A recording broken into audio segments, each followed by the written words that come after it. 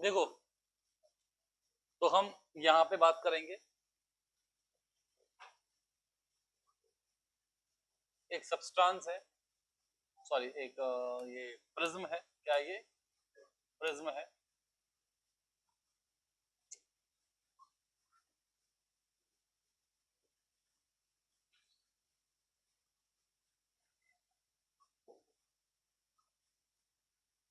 देखिएगा यहां से क्या हुआ, एक रे, ये आप अपने स्कूल्स में भी देखेंगे, ये स्कूल्स में एक्सपेरिमेंट भी आता है, स्कूल्स में आता है एक्सपेरिमेंट के अंदर में, ध्यान रखना। जैसे कि मान लीजिए यहां से एक रे आई, इंसिडेंट पड़ी सरफेस, पड़ी, कोई दिक्कत नहीं, इसे नाम क्या दूंगा बेटा, इंसिडेंट रे नाम दूंगा। यहाँ ये जो एंगल है इसको हम बोलते हैं एंगल ऑफ प्रिज्म, क्या बोलते हैं, एंगल ऑफ प्रिज्म, ठीक है, क्या बोलेंगे, एंगल ऑफ प्रिज्म। अब यहां से इस पे पड़ी एक लाइट सरफेस पे परपेंडिकुलर, इसे हम क्या बोलेंगे, नॉर्मल, क्या बोलेंगे, ये है सरफेस पे परपेंडिकुलर, इसे हम बोलेंगे नॉर्मल रे, ठीक है, क्लियर। अब जो बाहर का मीडियम था वो कैसा मीडियम था, रेयर मीडियम था, जो अंदर का मीडियम है कैसा मीडियम है, डेंसर मीडियम, ठीक। तो यहां से अब रे बैंड होगी, कहां को, टुवर्ड्स द नॉर्मल, कहां को, टुवर्ड्स द नॉर्मल। अब रे ऐसे बैंड हुई टुवर्ड्स द नॉर्मल, ठीक है। अब इस पॉइंट के लिए, इस पॉइंट के लिए ये क्या था, नॉर्मल था, इस पॉइंट के लिए ये क्या, और यहाँ के लिए ये क्या था, इंसिडेंट था। तो इस पॉइंट के लिए ये रे क्या होगी, इंसिडेंट रे, क्या रे होगी, इंसिडेंट रे। फिर मैं इस पॉइंट पे भी ड्रॉ करूंगा नॉर्मल, नॉर्मल क्या है, जो सरफेस पे क्या है, परपेंडिकुलर, ठीक है। ये भी क्या है इसके लिए, नॉर्मल रे, ये भी इसके लिए नॉर्मल रे, क्लियर है बात, कोई दिक्कत की बात नहीं है। अब मुझे बताओ कि यहां से रे आएगी वो कहां को जाएगी, वो जाएगी अवे फ्रॉम नॉर्मल, कहां जाएगी बेटा, अवे फ्रॉम नॉर्मल। तो अब ये रे यहां गई, इसे हमने बोला ये कहां गई, अवे फ्रॉम नॉर्मल। तो ये थी इंसिडेंट रे, ये थी रिफ्रैक्टेड रे, ये थी रिफ्रैक्टेड रे, और बेटा ये जो दोबारा से आई इसे अपन ने क्या बोला, एमरजेंट रे। ये कौन सी रे है बेटा, एमरजेंट रे, ठीक है। अब ध्यान रखिएगा यहां पे ये रे को जाना था ऐसे,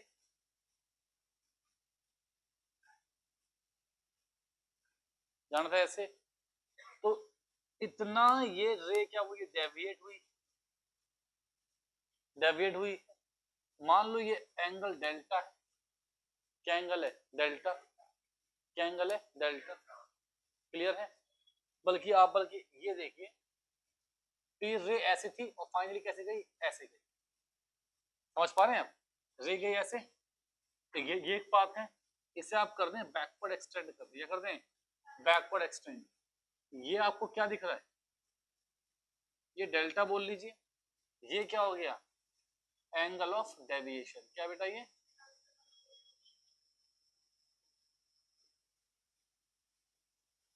क्या है, एंगल ऑफ डेविएशन। अब लाइट के होते हैं 7 कंपोनेंट्स, ठीक है, लाइट के हैं 7 कंपोनेंट्स, क्या बोलते हैं बेटा उसे, विबग्योर बोलते हैं, पता है, वी से स्पेलिंग क्या है, आई ओ है, आई से इंडिको, बी से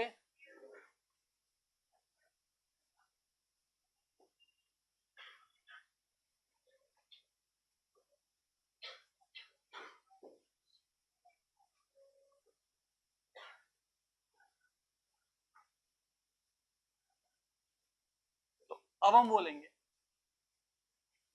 जो लाइट के 7 कंपोनेंट हैं, इन लाइट के सातों कंपोनेंट का अलग अलग होता है एंगल ऑफ डेविएशन। क्या होता है बेटा? अलग अलग एंगल ऑफ डेविएशन होता है। ठीक है, अब जैसे कि मान लीजिए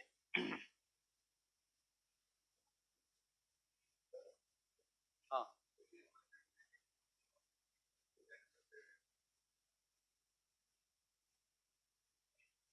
डेंसर से रेयर में क्या जाती है?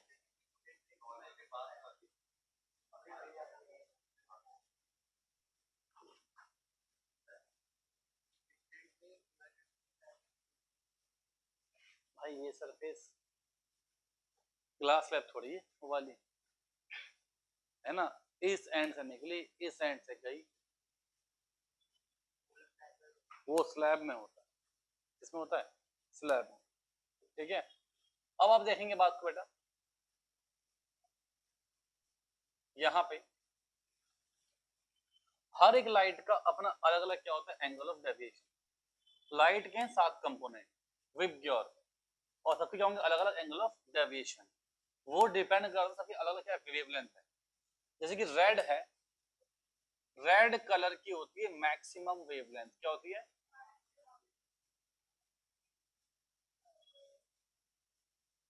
पता है वेवलेंथ क्या होती है? चैप्टर साउंड क्लास 9 में सीखा होगा आपने वेवलेंथ। जो ऐसे एक वेव बनती है, जो लेंथ है पूरी एक वेव की, उसे क्या बोलते हैं? वेवलेंथ। याद है बात? बहुत अच्छी बात है। रेड की होती है मैक्सिमम वेवलेंथ, ठीक है, और वॉयलेट की क्या होती है बेटा? Minimum wavelength. क्या होती है इसकी? Minimum wavelength. जिसकी मैक्सिमम वेवलेंथ होती है बेटा, वो होता है लीस्ट स्कैटर। क्या होता है बेटा? Least scatter. Least scatter, least deviate. जिसकी सबसे ज्यादा वेवलेंथ है वो लीस्ट स्कैटर होगा, और लीस्ट क्या होगा? डेविएट होगा। जिसकी मिनिमम वेवलेंथ है वो क्या होगा बेटा? मोस्ट स्कैटर होगा, और मोस्ट क्या होगा? डेविएट होगा। जिसकी जितनी ज्यादा वेवलेंथ है बेटा, वो उतना मैक्सिमम डिस्टेंस कवर कर सकता है। उसका मैक्सिमम डिस्टेंस, जो उसकी रेंज होगी कवर करने की, वो क्या होगी? ज्यादा होगी। इसकी जो रेंज होगी, इसकी जो रेंज होगी डिस्टेंस की मैक्सिमम,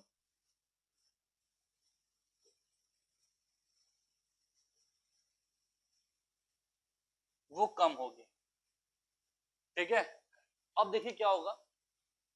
अब जैसे कि यहां पे हम देखेंगे कि सबसे ऊपर होगा रेड कलर, फिर क्या आएगा बेटा? फिर आएगा ऑरेंज कलर, फिर क्या आएगा बेटा? ऑरेंज कलर आएगा। फिर क्या आएगा बच्चे? फिर कोई बात नहीं, चलो ग्रीन ऐसे आ गया। ठीक है, फिर तो रहेगी बात याद आपको। तो इस तरीके से इसके क्या हुआ, ये लीस्ट डेविएट क्यों हुआ? ये लीस्ट डेविएट इसलिए हुआ, ये लीस्ट डेविएट इसलिए हुआ क्योंकि इसकी वेवलेंथ क्या थी? मैक्सिमम थी। अब हम मान लेते हैं कि ये वॉयलेट है, ऐसा मान लेते हैं, है ना? और ये क्या होगा? ये मोस्ट डेविएट हुआ क्योंकि इसकी वेवलेंथ क्या सबसे ज्यादा कम थी। क्लियर? अब जब लाइट आती है और ब्रेक होती है 7 कंपोनेंट्स में, है ना? तो मैथ व्हेन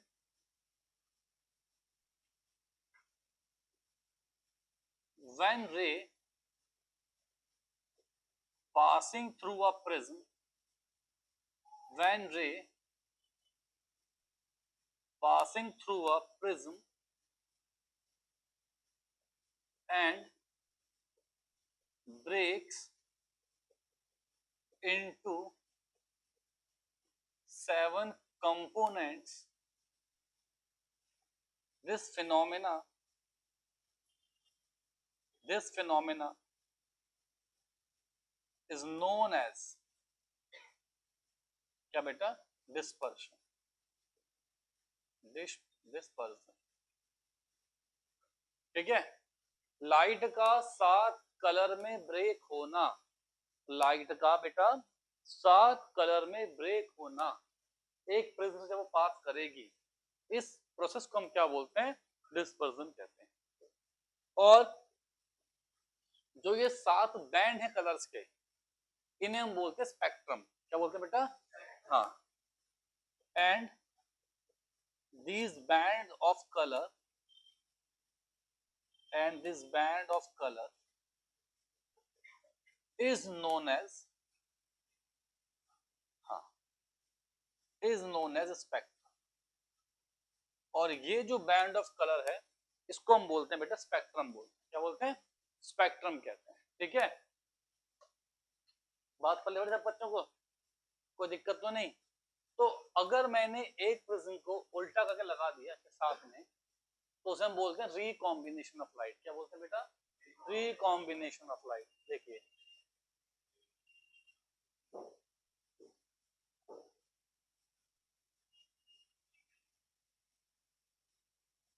बार बार कौन बनाएगा, है ना बेटा?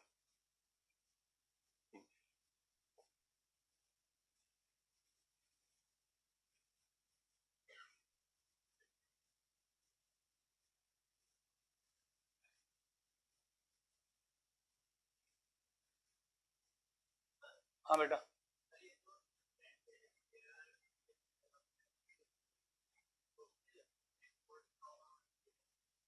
कौन है ये? बार बार एक ही बात है, कौन है ये?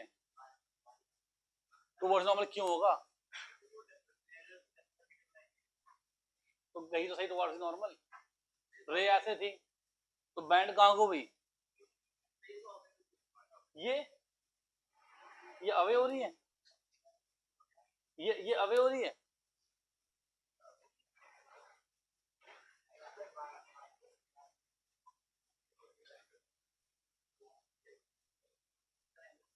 अरे ले मेरे भगवान, तू तो ऐसे ऐसे कर ले सब, बता ले खत्म है। अरे हाफ मेंटल है ना।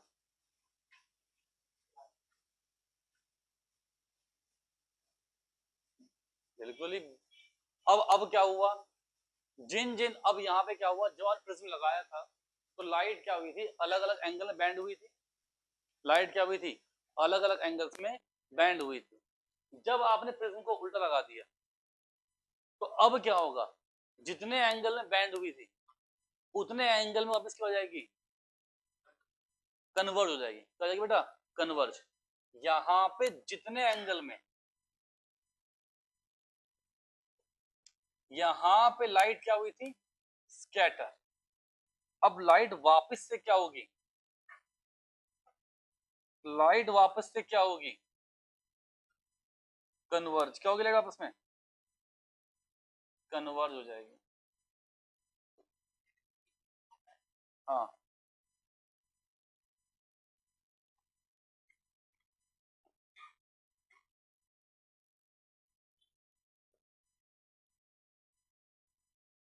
दोबारा से क्या आ गई?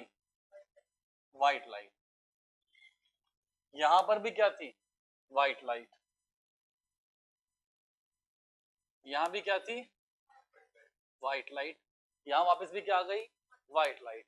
तो जब आपने एक प्रिज्म को उल्टा करके रखा और लाइट वापस से कैसी आ गई? व्हाइट आ गई।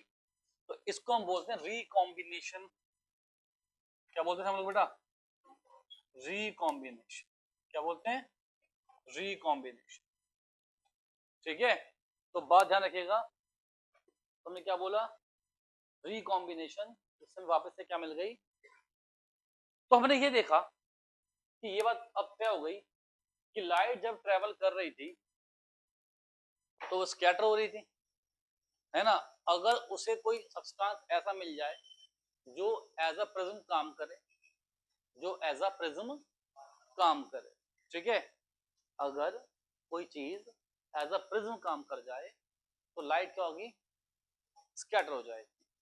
और हमको पता ही है एक कॉन्सेप्ट, एटमॉस्फेरिक रिफ्रैक्शन, पता ही है हमको, है ना? तो अब हम देखेंगे टॉपिक एटमॉस्फेरिक रिफ्रैक्शन, और ये सब के सब उसके कॉन्सेप्ट आएंगे। Atmospheric refraction. अब ध्यान रखना बेटा क्या आने वाला है,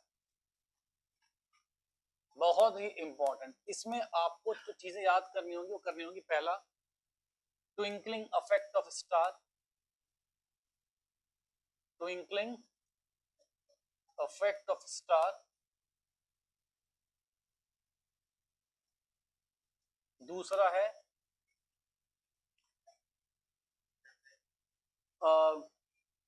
जो प्लैनेट्स हैं डू नॉट ट्विंकल। तो आपको ये सब कुछ याद करने होंगे बेटा, और बड़ा आसान याद करना, समझ जाएंगे अभी के अभी।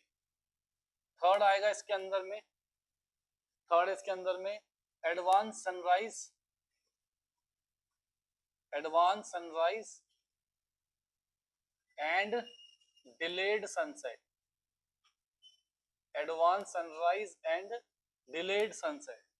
फोर्थ आएगा इसके अंदर में topic why sky appears blue, why sky appears blue. तीसरा, पांचवा आएगा रेनबो फॉर्मेशन। क्या आएगा बेटा? तो अब इस टॉपिक के ये, इस चैप्टर के ये 5 बहुत महत्वपूर्ण टॉपिक है जिससे आपसे हर साल सवाल पूछता है, अभी भी पूछेगा। ठीक है, तो पहले हम लोग समझते हैं ट्विंकलिंग इफेक्ट ऑफ स्टार। क्या बेटा? Twinkling effect of star.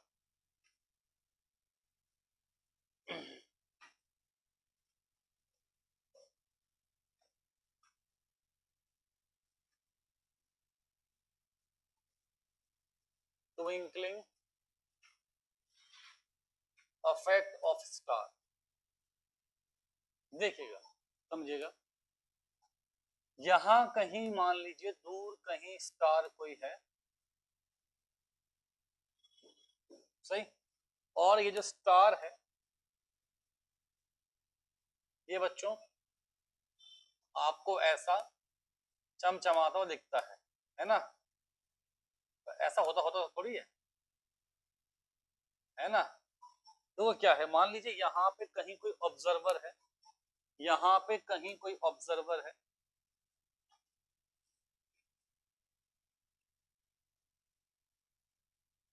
और ये ऑब्जर्वर स्टार को देख रहा है। ठीक, अब है क्या बेटा, बीच में है अच्छा खासा एटमॉस्फेयर,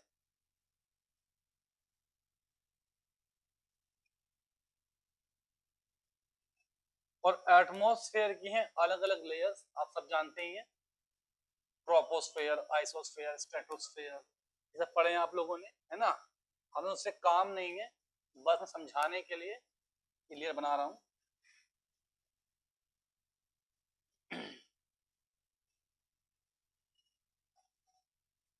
ठीक है बेटा, अब समझेंगे इस बात को हम लोग कि ये क्या है, डिफरेंट लेयर्स ऑफ एटमॉस्फेयर। क्या बच्चे? Different layers of atmosphere, different layers of atmosphere है। बिल्कुल बातें मत करना, समझ लो, याद जाएगा आपको। अब कभी कहीं पे कोई डेंसर होगा, कहीं पे कोई रेयर होगा, मतलब कहीं पे डस्ट पार्टिकल्स हैं, कहीं पे कुछ है, चीजें है ना? तो क्या है, मतलब sometime light will face denser medium, है ना? denser medium and sometime rare medium। कभी रेयर मीडियम, कहीं पे डेंसर मीडियम लाइट को फेस करना होगा। जब ऐसा होगा, जब ऐसा होगा तो लाइट अपना पाथ लगातार चेंज करती करती आ रही होगी, है ना? कभी टुवर्ड्स द नॉर्मल, कभी अवे फ्रॉम नॉर्मल, तो लाइट लगाते पाथ को चेंज करेगी। क्लियर है? समझे? और जब लाइट अपना पाथ लगातार चेंज करेगी तो आप ये देखेंगे कि ऑब्जर्वर की आंख पे पड़ने वाली जो लाइट है, रोशनी जो है, इंटेंसिटी ऑफ लाइट है, वो लगातार चेंज हो रही है। क्या लगातार? भाई अब ऐसा होता है ना, हवा चल रही है, मान ली हवा चल रही है, तो डेंसिटी क्या हो रही है, लगातार लगातार चेंज हो रही है। ठीक है, तो अब क्या होगा, बिकॉज ऑफ एटमॉस्फेरिक रिफ्रैक्शन, क्या बोलेंगे बेटा, because of atmospheric refraction, because of atmospheric refraction. Refraction क्या होता है बेटा, सब जानते हैं, जब लाइट अपना पाथ चेंज कर दे, जब लाइट अब एक मीडियम से दूसरे मीडियम में जाए और अपना पाथ चेंज कर दे, इसे हम लोग क्या बोलते हैं, रिफ्रैक्शन कहते हैं। क्या कहते हैं बेटा, रिफ्रैक्शन कहते हैं। और जब ये रिफ्रैक्शन आ रहा हो एटमॉस्फेयर की वजह से, किसकी वजह से, एटमॉस्फेयर की वजह से, तो वो क्या कहलाता है, एटमॉस्फेरिक रिफ्रैक्शन। तो because of atmosphere, atmospheric refraction, amount of light, या फिर कह सकते हैं इंटेंसिटी ऑफ लाइट, क्या बेटा, intensity of light, intensity of light entering in observer's eye, observer's eye will keep changing continuously.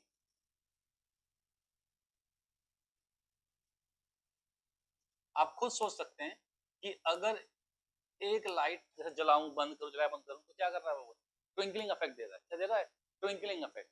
तो लाइट ज्यादा हो रही है, कम हो रही है, ज्यादा हो रही है, कम हो रही है, उससे क्या आ रहा है, ट्विंकलिंग इफेक्ट आ रहा है। ठीक है ना, तो जो एटमॉस्फेयर की वजह से जब लाइट लगातार अपना रास्ता चेंज कर रही होगी, तो इसकी आंखों में पड़ने वाली रोशनी, लाइट की रोशनी कभी ज्यादा होगी, कभी कम होगी, जिसकी वजह से क्या होगा, ट्विंकलिंग इफेक्ट क्रिएट होगा।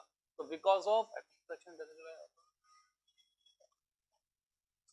which which gives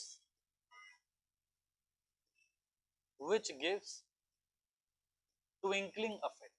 अच्छा, ट्विंकलिंग इफेक्ट जो हमेशा आएगा वो तब आएगा जब रोशनी बहुत कम आ रही हो, जब रोशनी बहुत ही कम आ रही हो तभी ट्विंकलिंग इफेक्ट आएगा। ठीक है, मान लीजिए बहुत ज्यादा रोशनी आ रही है, अब हल्की फुल्की कम भी हुई तो क्या ही मालूम पड़ेगा, कुछ मालूम नहीं पड़ेगा। जैसे कि मान लीजिए एक बाल्टी पूरी भरी पड़ी है, आपने उसमें से एक मग्गा पानी निकाल दिया, तो उतना फर्क मालूम नहीं पड़ता कि बाल्टी में पानी बहुत कम हुआ है कि नहीं कम हुआ है। तो अगर उस बाल्टी में है ही 2 मग्गे पानी, एक निकाल दो, तो जब चीजें कम होती हैं तो हल्का भी उसमें से कमी आए तो मालूम पड़ती है, नोटिस हो जाती है। सेम यहाँ पर वही बात है, जो स्टार्स हैं वो बहुत दूर हैं आपसे, बहुत दूर हैं, तो इनकी जो रोशनी आप तक पहुंच रही है वैसी बहुत कम है। तो जब रिफ्रैक्शन उसमें चेंज आएगा तो वो क्या होगा, वो आपको दिखाई देगा, मतलब वो चेंज क्या होगा, नोटिसेबल होगा, है ना। तो हम बोल सकते हैं stars R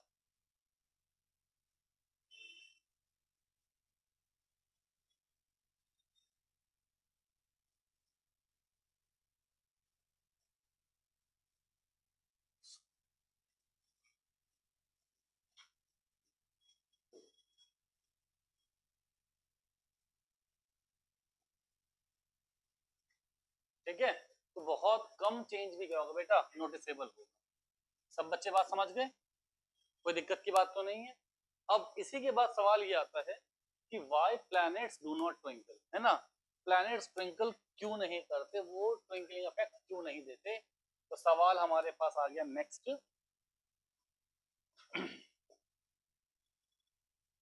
Y planets do not, या फिर डू नॉट ट्विंकल।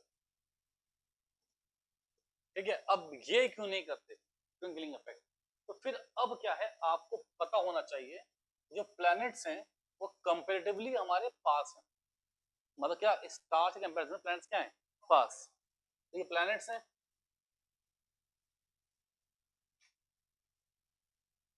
कभी दिखा भी देता है आपको, कभी मार्स दिखता भी है, तो उससे चांद प्लैनेट है, कभी कभी मार्स दिखता भी है आपको, तो मून को भी मान लो, मून भी ट्विंकलिंग इफेक्ट नहीं देता, है ना, क्योंकि वो भी पास ही होता है।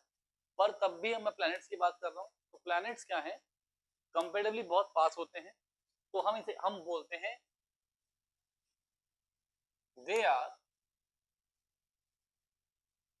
बिग एंड, अच्छा स्टार्स से तो छोटे ही हैं, मैं ये नहीं कह स्टार्स छोटे हैं, ये आपको दिख बड़े रहे क्योंकि हमारे पास है ना।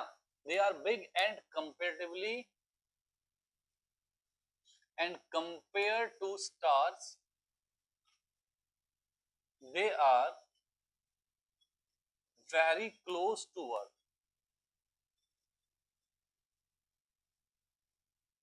है ना। अब ये अर्थ के बहुत पास हैं, जब ये अर्थ के बहुत पास हैं तो हम बोलेंगे they are big source of light, they are big source of light for us, ठीक है। अब मान लीजिए यहां पे एक ऑब्जर्वर है, अब यहां पे एक ऑब्जर्वर है और वो उसे ऐसे ऑब्जर्व कर रहा है ऑब्जर्वर, ठीक है, और देखा किसको, प्लैनेट को। फिर से रिफ्रैक्शन में से क्या हो रहा है, जो लाइट एंटर कर रही है कभी यहाँ कभी वहां कभी ऐसे, वो इसकी आंखों में एंटर लाइट कर रही है, ठीक है ना। अब क्या होगा, अब क्या होगा, मान लीजिए अगर मैं इस प्लैनेट को बहुत सारा क्या मान लू, पॉइंट सोर्स, क्या मान लू, point source. If we consider this planet as a